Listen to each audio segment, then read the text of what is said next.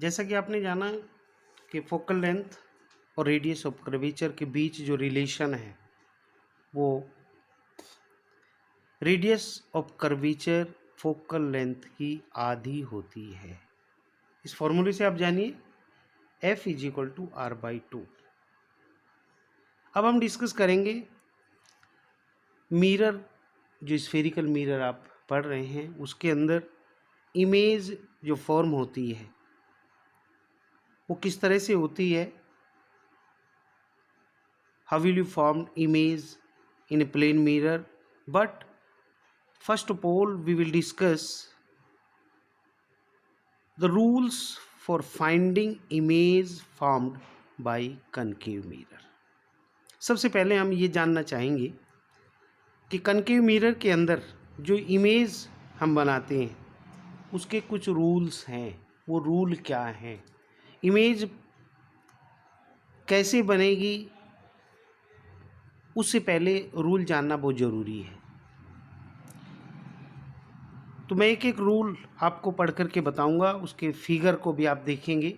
सबसे पहला, आप ये फिगर देखिए, ये फिगर देख रहे हैं, ये कनकेव मिरर है। ये main axis, pole, focus, centre of curvature, देख रहे हैं। जो फर्स्ट रूल है, first rule, if the incident ray is parallel to the principal axis then reflected ray pass through the focus. ये रूल है, इसको चेंज नहीं किया जा सकता। अगर मेन एक्सिस के पैरेलल इंसिडेंट रे आती है तो कनकेव मिरर से स्ट्राइक होने के बाद वो सदैव फोकस से ही जाएगी। समझ आ रही बात? फिर सुन लीजिए, incident ray which come to the parallel of main axis after reflection of concave mirror pass through focus. Main axis के पैरेलल आने वाली रेज कनकेव मिरर से टकराने के बाद सदैव फोकस से जाएगी। दूसरा नियम, अगर कोई इंसिडेंट रे फोकस से आती है तो वो कनकेव मिरर से टकराने के बाद मेन एक्सिस के पैरेलल हो जाती है। आप देख रहे हैं दोनों एक दूसरे के अपोजिट लग रहे हैं। मेन एक्सिस के पैरेलल आई है, फोकस से निकल गई, और फोकस से आई है तो पैरेलल हो गई। ध्यान रखना है। थर्ड, कोई भी इंसिडेंट रे अगर सेंटर ऑफ कर्वेचर से जाती है तो after striking off concave mirror से टकराने के बाद इसी रास्ते से वापस चली आती है। बात समझ आ गई? Next, rule 4, if the incident ray strike the pole making some angle with the principal axis then reflected ray also makes the same angle with the principal axis। आप फिगर देखिए इसका,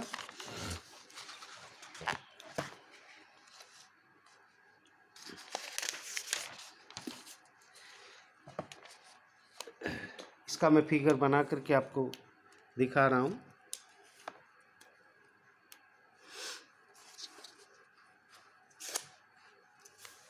ये मिरर, बताओ कौन सा mirror? Concave mirror. Main axis, pole, focus, centre of curvature. अब इसने अपनी डेफिनेशन में कहा है कि इंसिडेंट जो रे आई है वो किसी एंगल के ऊपर आई है, मेन एक्सिस के ऊपर, मीन्स ये रे आ गई, इसने एक एंगल फॉर्म कर लिया। तो जितने एंगल पर ये आई है उतने ही एंगल से ये वापस भी चली जाती है। समझ आ गई बात? जिस एंगल से आएगी उसी एंगल से वापस चली जाएगी। ओके,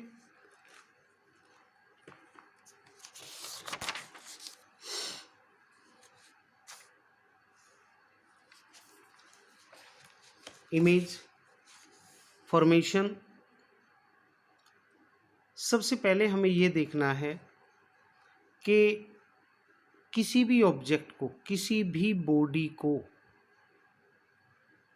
कनकेव मिरर के सामने कहाँ कहाँ प्लेस किया जा सकता है, वो मैं आपको बता रहा हूँ।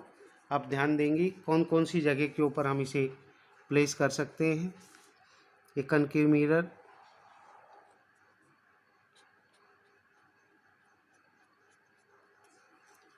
Main axis, that is pole, focus, center of curvature।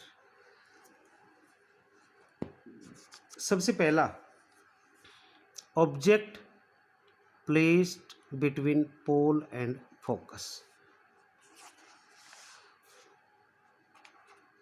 Between pole and focus, ठीक है। Second, placed at focus,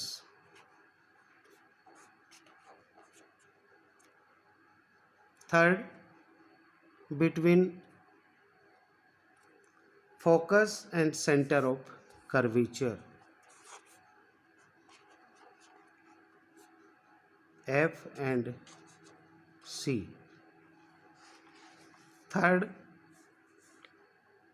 fourth, at C,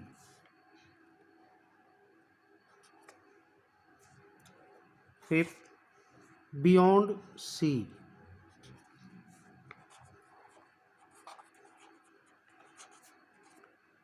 और at infinity,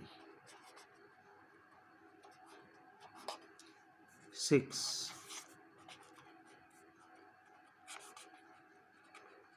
infinity। There are 6 positions. First, object placed between pole and focus, at focus, between focus and center of curvature, at C means at center of curvature, beyond C, and at infinity. These are 6 positions. Now we will form image. First, when object is placed between pole and focus, object placed between pole and focus, ध्यान देंगे बेटा। अगर आपके कोई बात नहीं समझ में आती तो आप टॉपिक को ध्यान रखो और टेलीफोनिकली आप सॉल्व कर सकते हैं प्रॉब्लम को। Okay, pole, focus, centre of curvature, P F is equal to F C, ध्यान होना चाहिए, दोनों आपस में बराबर होते हैं।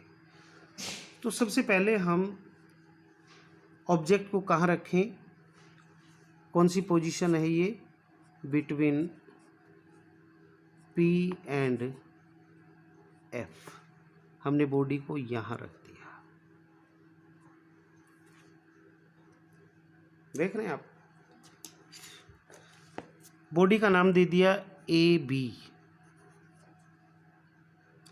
सबसे पहले एक रे जो मेन एक्सिस के पैरेलल जाएगी, ये मेन एक्सिस देख रहे हैं आप, इसके पैरेलल है ये रे। और आपने रूल पढ़ा है, मेन एक्सिस के पैरेलल जो भी रे आती है वो कनकेव मिरर से टकराने के बाद वो कहाँ से जाएगी, फोकस से जाएगी। ध्यान रखना, ये फोकस से चलेगी, ठीक है। चलो जी, नेक्स्ट। अब मैंने शुरुआत में बताया था एक रे से तो फिगर नहीं बनता, इमेज नहीं बनता, तो सेकेंड रे सेंटर ऑफ कर्वेचर से ये गई वापस सेंटर ऑफ कर्वेचर से,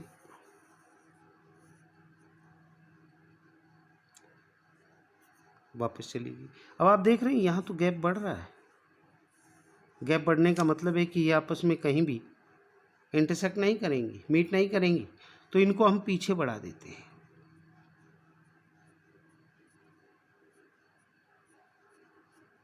जहाँ ये ज्वाइन करेंगी वहाँ इमेज बनेगा। और आप देख रहे हैं डॉटेड बना रहा हूँ मैं, तो इसका मतलब हमने जो ज्वाइन कराया है वो काल्पनिक है, कल्पना है, वर्चुअल है, तो ये आपका इमेज बनेगा virtual image A dash B dash, ये वर्चुअल इमेज है।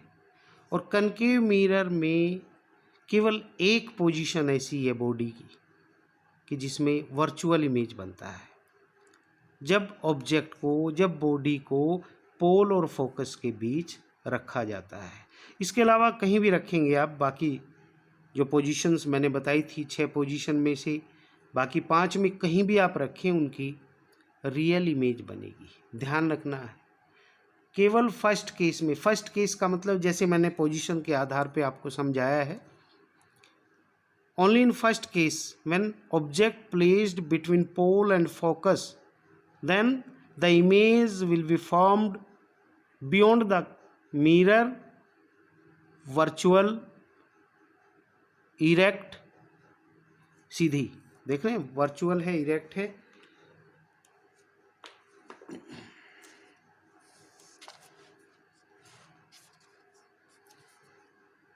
image is virtual and erect, larger in image is larger in size than that of object, object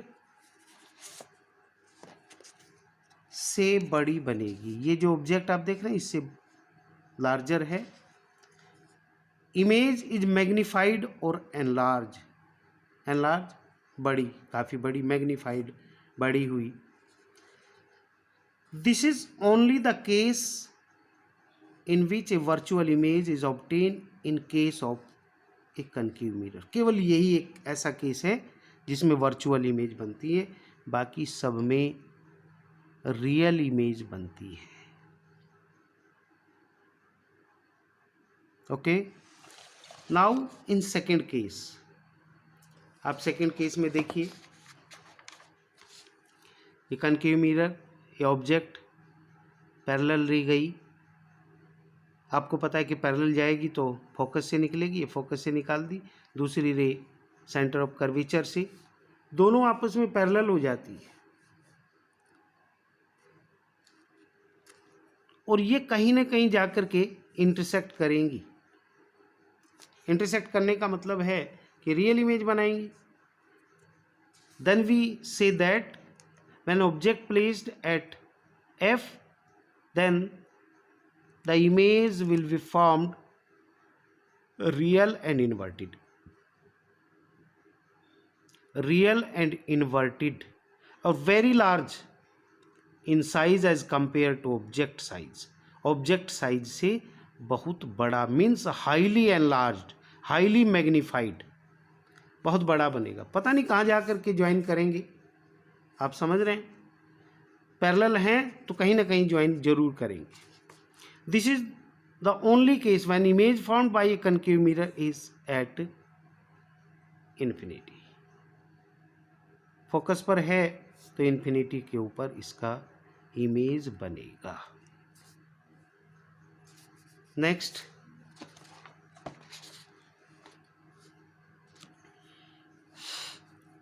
object is placed between F and C. अगर F and सी,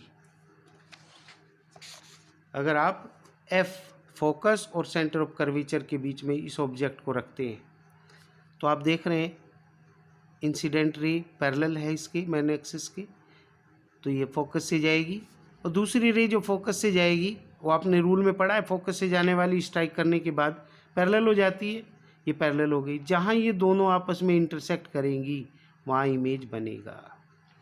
अब देख रहे हैं real बन रहा है, इसका इमेज रियल है, इन्वर्टेड है और मैग्नीफाइड है, इससे बड़ा है, ऑब्जेक्ट से बड़ा है, या एनलार्ज कहें। नेक्स्ट केस में जब बॉडी सेंटर ऑफ कर्वेचर के ऊपर है, A B body centre of curvature के ऊपर है। इंसिडेंट रे स्ट्राइक होने के बाद फोकस से दूसरी रे जो फोकस से गई है वो पैरेलल हो जाएगी, दोनों इंटरसेक्ट करेंगी और ठीक सेंटर ऑफ कर्वेचर के ऊपर करेंगी। सेम साइज इमेज बनेगी, मीन्स जितना साइज बॉडी का है उतना ही साइज इमेज का होगा। रियल है, इन्वर्टेड है, सेम साइज है at centre of curvature, means A B और ए डैश बी डैश दोनों बराबर हैं। सेंटर ऑफ कर्वेचर पर बॉडी रखी थी, सेंटर ऑफ कर्वेचर के ऊपर ही इमेज बना है। हम कहें सेम साइज है, real, inverted, same size. Okay, now next, object placed beyond C, A B C से पीछे रख दिया। पैरेलल रे स्ट्राइक करने के बाद फोकस से दूसरी रे सेंटर ऑफ कर्वेचर से गई और मिरर से स्ट्राइक किया तो वही सेम रास्ता उसी से जाएगी। जहाँ ये आपस में क्रॉस करेंगी वहाँ इमेज बनेगा। ये इमेज छोटा होगा, रियल है, इन्वर्टेड है और डिमिनिश्ड है। डिमिनिश्ड बहुत छोटा। तो एक केस और बच गया, when the object is placed at infinity, जब ऑब्जेक्ट को इन्फिनिटी के ऊपर रखा जाता है। बच्चों मैं बताऊं आपको कि इन्फिनिटी से आने वाली रेज पैरेलल होती है, तो ये रेज जो आ रही हैं पैरेलल आ रही हैं।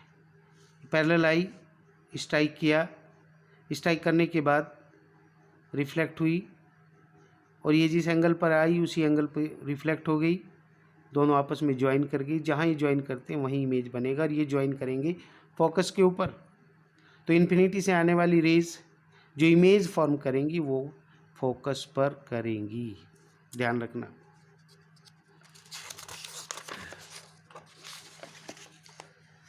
रियल, इन्वर्टेड और हाईली डिमिनिश्ड, बहुत छोटा। ये रियल बनेगा, इन्वर्टेड बनेगा और बहुत छोटा बनेगा। Uses of concave mirror, concave mirror का यूज़ हम कहाँ कहाँ कर सकते हैं।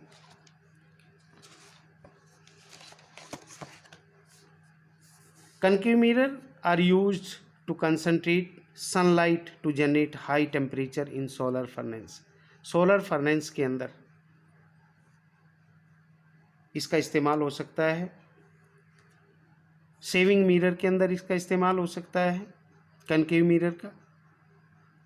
इसके अलावा हेडलाइट्स गाड़ियों की या सर्च लाइट या डॉक्टर्स जो आँख नाक कान के जो डॉक्टर्स होते हैं, ENT डॉक्टर्स जिनको हम बोलते हैं, वो भी इसका इस्तेमाल करते हैं।